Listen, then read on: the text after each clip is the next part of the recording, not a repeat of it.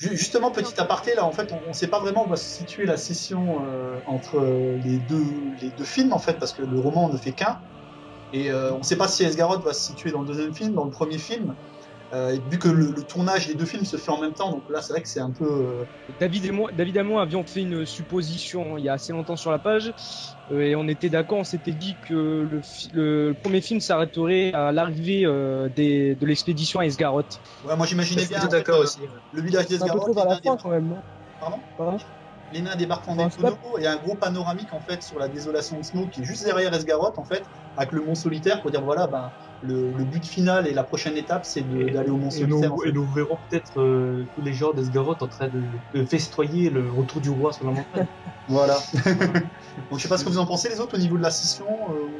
Moi, je verrais bien peut-être la fin justement de Mirkwood. Donc attention peut-être au spoil. Donc moi je verrais bien justement le moment où Bilbo se retrouve tout seul justement. Parce qu'on voit bien que dans l'histoire c'est quand même un gars qui est vachement... qui tient à son confort. Et je verrais justement une belle fin où il se retrouve vraiment tout seul. Il n'y a plus Gandalf, il n'y a plus les nains pour une raison que vous saurez dans les films. C'est plus de la happy end là, c'est de la sad end.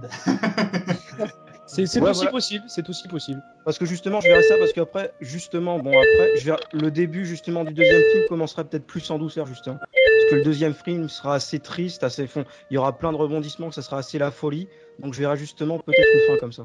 Je sais pas vous. Moi j'avais aussi pensé à ça parce qu'en fait par rapport aux scènes en fait parce qu'il y a beaucoup de scènes d'action, on va dire entre guillemets, il y a beaucoup de choses qui se passent. Et si par exemple, il y a des personnes qui avaient supposé que ça se terminerait à l'orée de la forêt de Mirkwood, quand Gandalf se sépare de la compagnie, mais ça, je veux pas, sans vous spoiler, il y a énormément de choses qui se passent dans la forêt de Mirkwood déjà, et après. Donc je me suis dit, en gros, ça ferait un gros déséquilibre en termes d'action, puis en termes d'événements entre le premier film et le deuxième film. Donc, je sais pas, s'arrêter à Esgaroth alors que c'est vraiment la fin, ça me paraît très étrange. Je sais pas si vous avez lu la BD, mais chose. Avec la partie Smaug, en fait, elle dure extrêmement, on va dire super longtemps. Et connaissant Peter Jackson et son, il aime bien faire des grosses batailles. Et il va y avoir la bataille des 5 armées. À mon avis, c'est pas une bataille qui va être expédiée en 10 minutes, quoi. Donc, je sais pas. Puis les autres éléments aussi extérieurs, quoi. Enfin, oui, voilà. Les légendes et les contes qu'il a fait, tu veux leur rajouter peut-être un film. C'est possible. Si dans le 1, il ajoute la bataille d'Anazul Bizarre, etc. Tout ce qui passe avant. Je suis pas sûr qu'il réussisse à caser, quoi. Je sais pas. Ah, mais je pense que le Conseil Blanc aura lieu bien évidemment dans le deuxième film.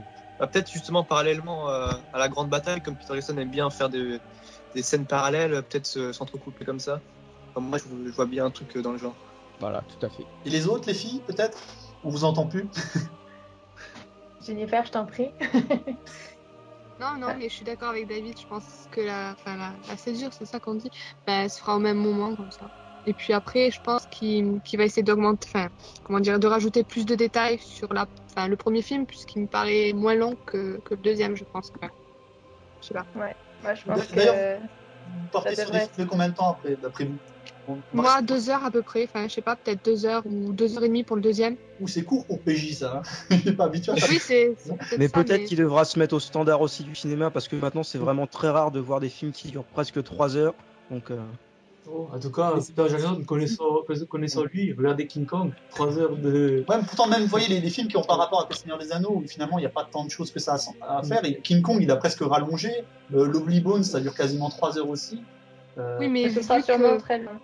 Pardon ? Je sais pas, vu que Bilbo le Hobbit est à la base un livre essentiellement destiné aux enfants, je pense qu'il va pas faire quelque chose de trop lourd aussi s'il tente de viser un public plus enfantin. Je pense pas que c'est le but de viser un public plus enfantin, c'est que d'origine le film est comme ça. J'espère qu'on va pas avoir un film trop censuré ou... Justement, nous allons en parler plus tard.